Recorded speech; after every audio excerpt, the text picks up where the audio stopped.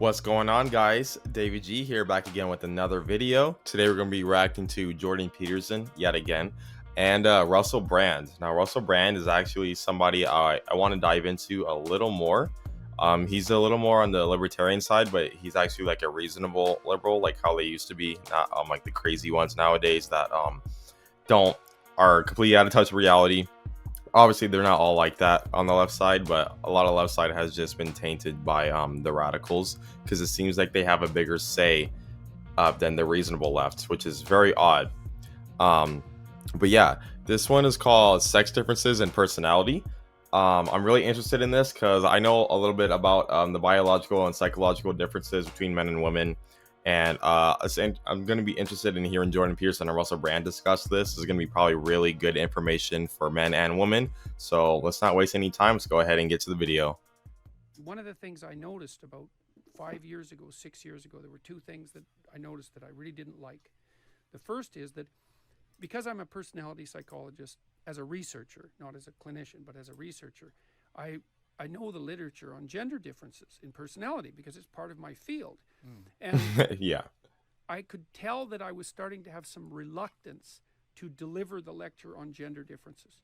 Now, I didn't stop, but I felt that I was treading on thin ice by delivering those lectures. Interesting. And I thought, oh, that's not good, because I'm like a comedian.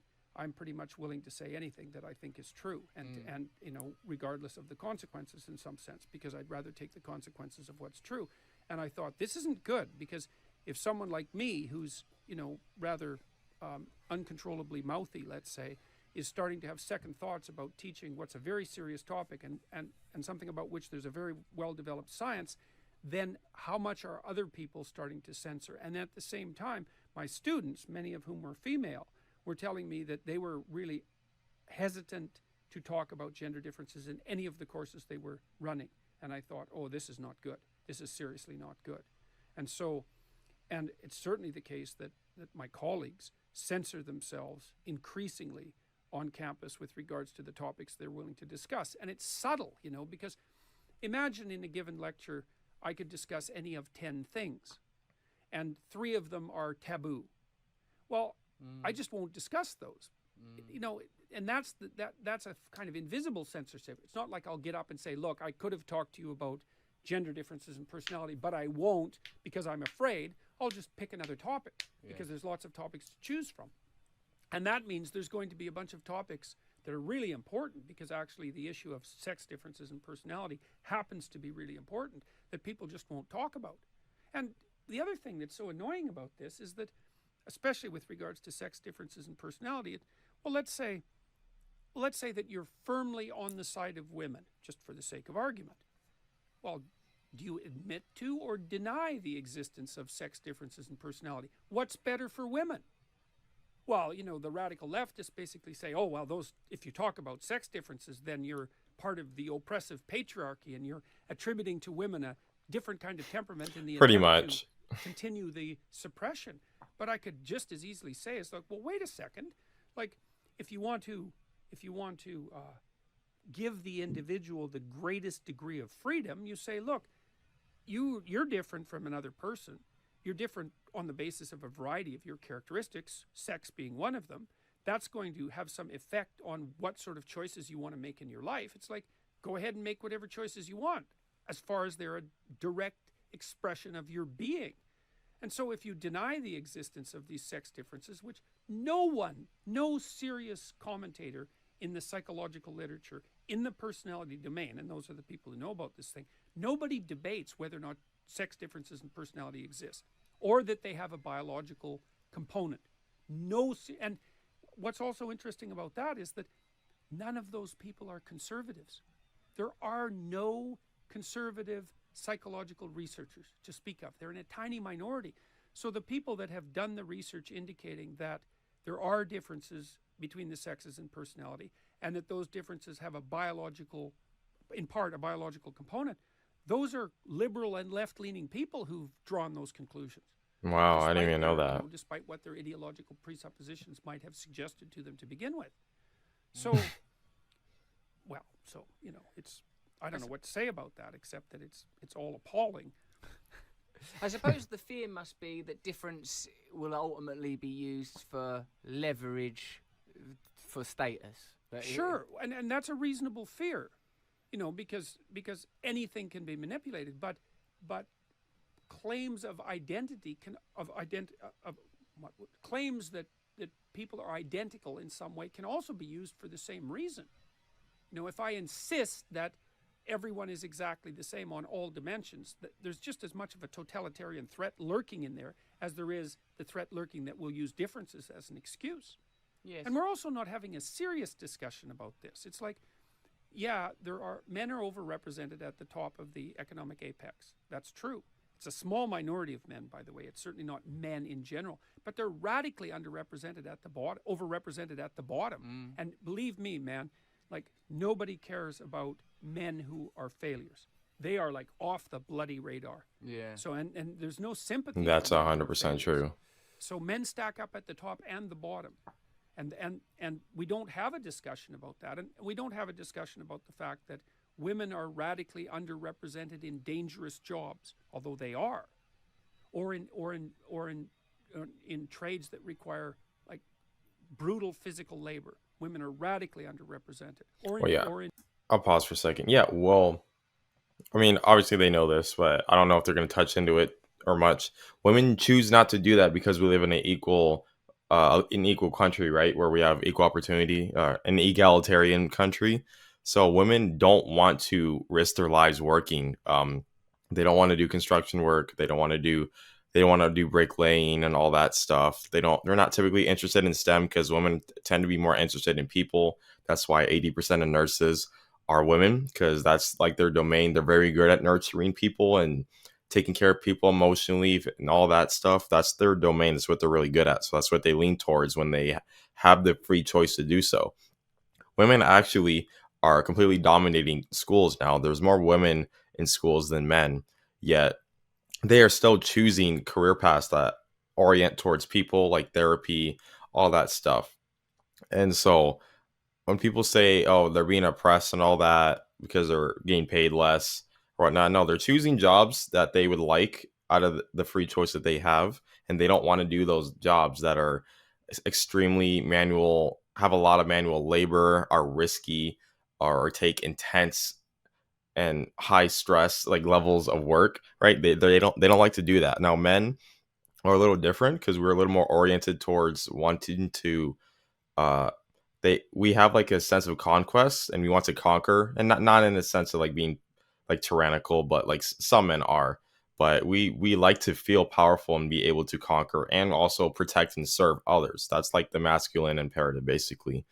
So and women tend to be more oriented towards like children and family and all that stuff. So men that are doing good on that end usually are the happier, and women that are doing good on the end of like family and all that, they're happier. And if you switch them around, they tend to be unhappy, especially when you bring that dynamic together in relationships. So yeah, it's really important for people to just understand there's big differences between men and women. While men and women actually are more alike than different, it's just important to understand the differences. And pointing out a difference does not make somebody misogynist, and it doesn't make I'm trying to word it correctly. It's important to know that it can be bad on either side of the spectrum. You can be too much into like alpha red pill male, to where you are kind of leaning misogynistic, but you absolutely can on the opposite side of the spectrum. If you're too feministic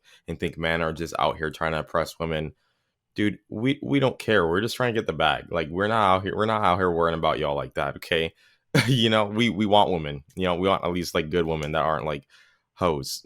but yeah, I'll go ahead and finish the video. We can play. In jobs outside, women are radically underrepresented.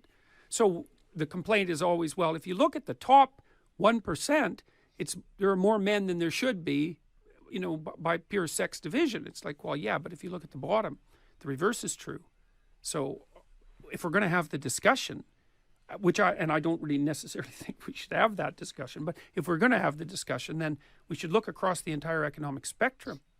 I wonder how much of this debate is being governed by unconscious forces. I wonder how much of what we're experiencing is a manifestation of a sort of where cartography has not yet been. Where I think that I think a lot of it. What are you thinking about? Any particular part of it?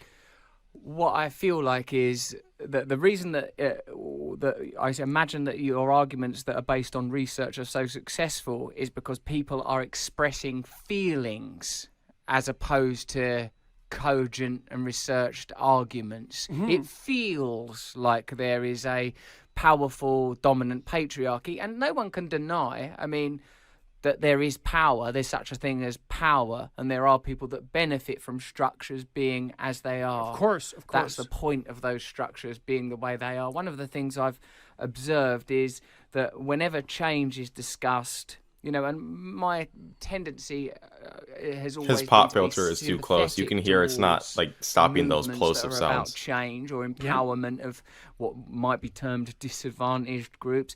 That change is all that when you're curious about the resistance of change or the difficulties that you face when trying to bring about change, look at who would be negatively impacted were that change to be brought about. And usually that means that there's some people for conservatism makes sense to a particular group of people. One of the things I felt when reading a book was that, because I think you're coming from a perspective of psychoanalysis, and it rings the language rings true, and the analysis rings true. Where I feel. One question I was keen to bring to you is when you talked about skateboarders in I think it's the last but one chapter, and that spirit of young people, courage and a willingness to try dangerous things and to push forward. I wonder how that sits with the idea of an earlier passage in the book where you talk about the gratitude that we should feel for having time to read a book and the ability to read a book, and sort of respect for the establishments and systems that have been set up from which we all benefit. Because when I could find it difficult to dispute your opinion about sort of churlish, what would have been in the lexicon of the day, social justice warriors, and that kind of somewhat rootless, unresearched rage. I identify what you're saying there. People that can't keep their bedrooms tidy, you be careful before you let them organise an economic system. But similarly, where is change going to come from? Who is going to challenge tyranny? Is it going to be? Those are the sorts of twin forces that we have to contend with across the political spectrum. So I could run through something quickly to put the things that you just brought up in perspective. Let's say. Okay, so the first thing is that hierarchies, if you're going to value some things more than others, then hierarchies are inevitable. And you have to value some things more than others, or you don't have anything valuable. Like beauty or strength or something. Or competence, or whatever it happens to be. The ability to play the flute, right? It doesn't matter what it is. High on my list. Well, obviously, if you value music, then you're going to value some musicians more than others because some are better. So you have to value things in order to move forward in life, and you have to value things in order to have something valuable to produce. But if you play out the value in a social landscape, you're going to produce a hierarchy. And the problem with producing a hierarchy is that a small number of people are going to be more successful than the majority, and a very large number of people aren't going to be successful at all at that particular thing. It's inevitable. So, okay, now, so you must say, well, we have to put up with that because we need to pursue things of value. Okay, fine. So that's the right-wing perspective, is that the hierarchies are justifiable and necessary. Now, the left-wing perspective is, but wait a minute. The problem with hierarchies is that people stack up at the bottom and that they tilt towards tyranny across time. And that's also true. And so you need that dialectic in society between the right wing that says, we need the hierarchies and they're useful and you should be grateful for them, and they structure you and give you form and provide value, and the left that says, but they exclude people and people stack up at the bottom, and that's dangerous to the hierarchy itself. And it means that people might not have opportunity, and you have to say yes to that. The problem comes, and this is the situation we're in right now, where the radical leftists, and this is mostly a problem that really permeates the universities, the radical leftists say, yeah, but all hierarchies are just tyrannical power. It's like, oh no, they're not. Hierarchies are based on competence in a functioning society, and Exactly. mostly our society functions. So you can't go that far. Now, that doesn't mean that hierarchies don't tilt towards self-interest and tyranny across time, but that's a bad thing. It's even a bad thing from the conservative perspective. Oh, I want to check out more of that interview. That was really interesting. Yeah, dope video. Always learning when I'm watching Jordan Peterson, and it's nice to see like people usually on. It's really hard to tell where Jordan Peterson lies on the political spectrum because he has a lot of right-wing views, but then I don't think he himself is like right-wing. I think he's more like traditional libertarian where he's like reasonable. So it's everybody that's on the left wants to just throw him on the right side so they can demonize him and not have to agree with what he says, so he's nothing to be contended with. That's kind of just their strategy. But yeah, I'm going to have to check out more of that whole interview. Looks like it was like a whole podcast with Russell Brand. Russell Brand asks really good questions. It brings up really good he brings up really good points typically when I watched him. So want to check out more of his content. But yeah, that's going to be it. Don't forget to like, follow, subscribe, hit the notification bell. If you want me to react to anyone in particular, go ahead, comment down below. Feel free to hit me up. But other than that, that's going to be it for this video, guys. Thank you guys again for watching. See you guys next time.